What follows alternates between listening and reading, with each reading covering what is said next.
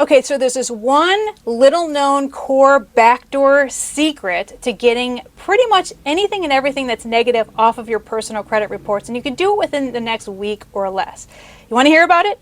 All right, I'm going to share everything that I know with you about this subject in the next few minutes, and I have a lot to cover, so let's get into it.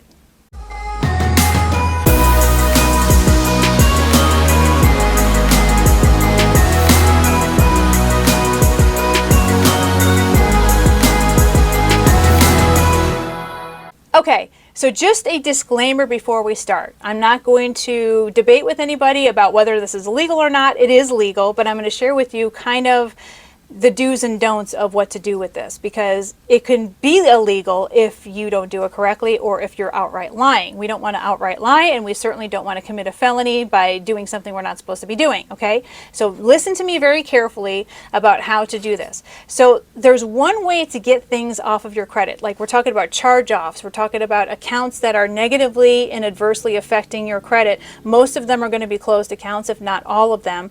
And there's one way to get all of these things off your credit. Things that are just not coming off any other way that you've tried. Maybe you tried multiple disputes, it's just not happening, okay? And you're like, how do I get this crap off my credit? Well, you can with this one secret. Now, before I tell you what it is, I want to share with you what this is not. And that is, I'm not asking you to do anything illegal, and there is a way that you have to do this so that you don't get in trouble, okay? I just want to be very, very abundantly clear about that. So what is the secret? Here's the secret. That is, find anything that's on your credit report, and I've had so many of you type in different comments about how an ex-spouse or an ex-lover or an ex-partner, maybe a business partner, maybe one of your parents or siblings, or maybe even one of your kids has basically hijacked your credit or borrowed your social security number to get credit of some kind. And there's either different accounts that shouldn't be there, there's either inquiries that shouldn't be there, or maybe just a little bit of both. A lot of you haven't been smart enough to actually freeze your credit. You should always have your credit frozen. Experian, Equifax, and TransUnion allows you to freeze your credit. And so you should always freeze your credit. Keep it frozen until you need to apply for something. Say you're in a car dealership and you need to apply for a new car.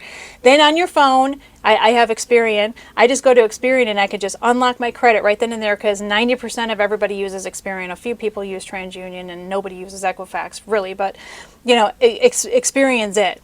So I'm sitting there in a car dealership, I unlock it, I do my application, I'm approved, and then I lock it back up again. You should always have all of your credit reports frozen, so then that way it disallows scamming people from trying to apply for credit. And the better your credit rating becomes, the more at risk you become, because anybody on the dark web can rip off your information.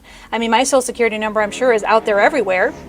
I'm sure yours is too. And in this highly technological age that we're in, guess what? Your stuff's out there. So you need to have all your credit reports frozen, okay? But you need to take a look at your credit reports and say, okay, did I apply for that? And look in the inquiry section. Did I apply for that? Does that look familiar? But most importantly, look at your credit accounts, open accounts or closed accounts.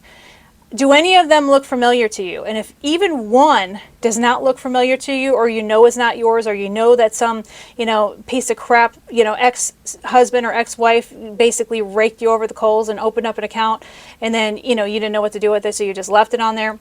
When you're conniving little bratty kids, maybe open up a credit card under your name.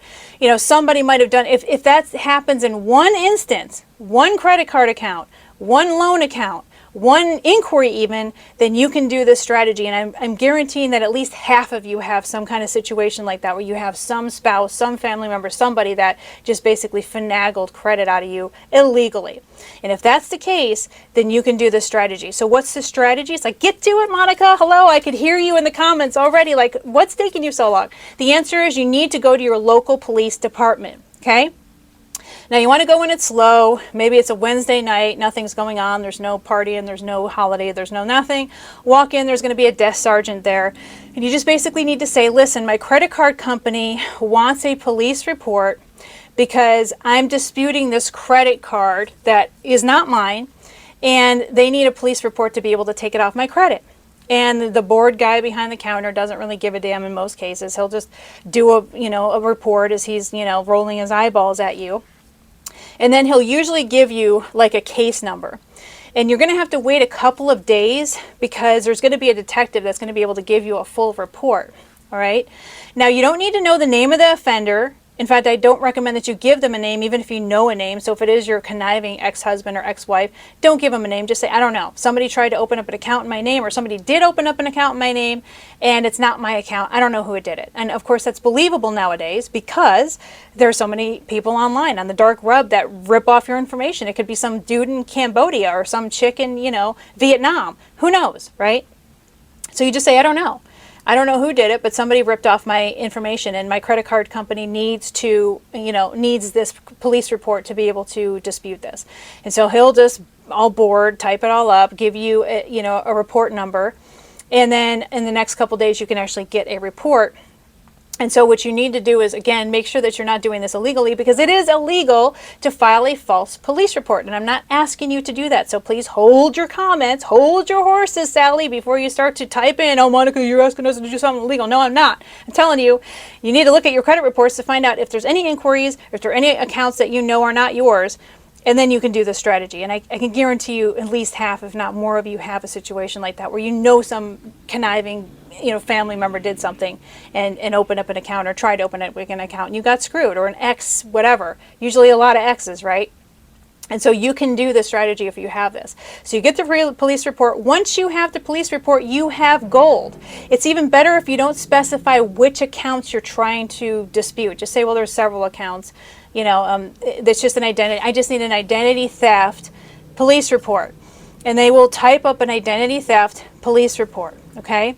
And then that way, once you get this identity theft police report in a couple days, the official report, then you can start mailing a copy of that off to the credit reporting bureaus, Experian, Equifax, and TransUnion, and say, listen, I have a police report, okay? The police report says there was identity theft. My identity was stolen, and these credit card accounts, or these loan accounts, or these accounts that I'm listing here under this, line here, are all accounts that have to do with this identity theft situation.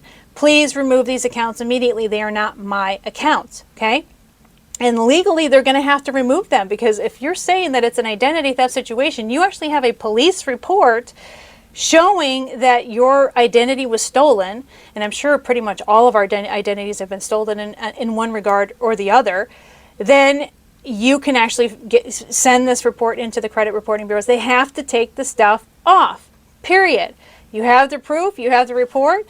Now what happens if they don't take the stuff off? Well, you're going to have to sue them. And in one of the next videos, I'm going to share with you exactly how to sue them, how easy it is with one very simple app that you actually can download on your phone in like less than a minute. And just how easy it is to sue the bureaus and also sue the collection agencies and creditors as well. It's pretty fun. It's pretty amazing. And you can actually make some money off of it too. So if you found that this was useful to you, give me a nice thumbs up.